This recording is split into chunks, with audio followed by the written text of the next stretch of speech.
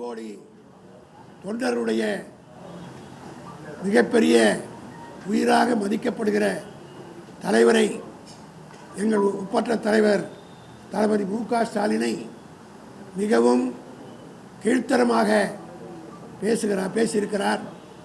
Corona நேரத்தில் இந்த நாடு எப்படி இருந்தது என்பது எல்லோருக்கும் தெரியும்.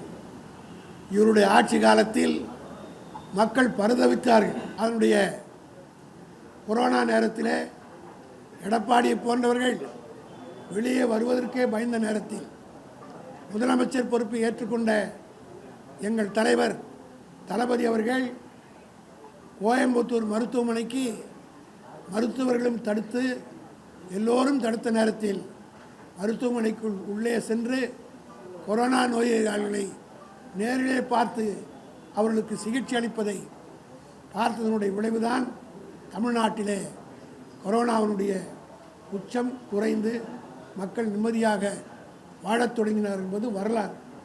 இதை மூடி மறைப்பதற்காக வயிற்றெரிச்சலின் காரணமாக எடப்பாடி எவ்வளவு வாய் கொழுப்பு இருந்தால், திமிர் இருந்தால் கொரோனாவிலே தளபதி போய் சேர்ந்திருப்பார் என்று சொல்லுகிறார்.